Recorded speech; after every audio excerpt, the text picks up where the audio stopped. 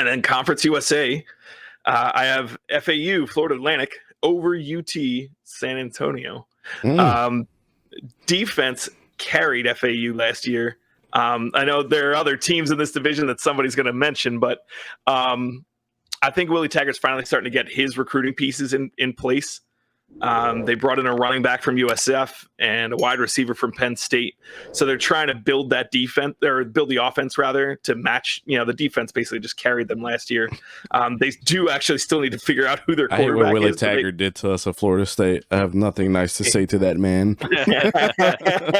Well, he's trying to do it again, at Florida Atlantic. So the D, hang on to that talk, Control. Yeah, the D's returning enough guys that they should be okay, but I think the offense can find a spark here and carry them to a few more wins, including winning the division over Marshall, which is a tough task. But,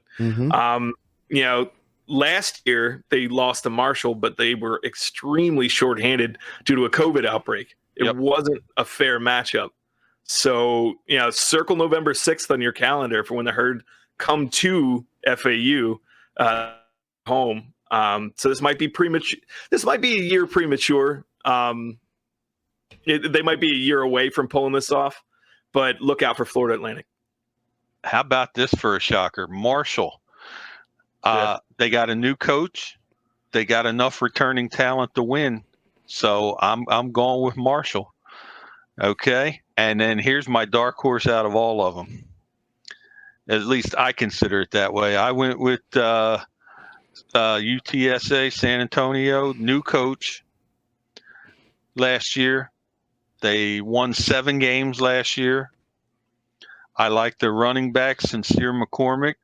He ran for almost 1,500 yards and almost a 6 yards per average carry, 11 touchdowns running, and he actually caught 20 passes for 131 yards.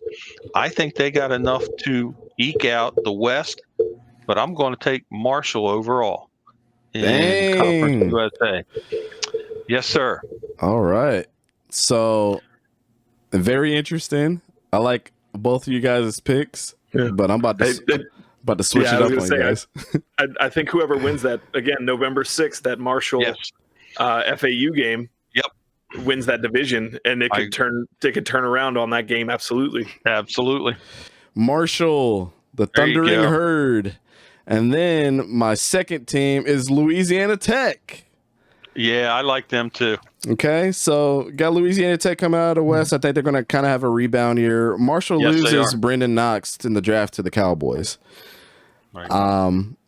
He was one of the best running backs in the Conference USA last year. But I want you guys to watch out for a guy that was a freshman last year, Tyler Grubbs. He led the Conference USA in tackles. He had over 90-something tackles or something like that. He will be a top linebacker going into the draft these next 2 years. He's going to be like a Luke Kuechly type, nothing special, nothing flashy, just make plays.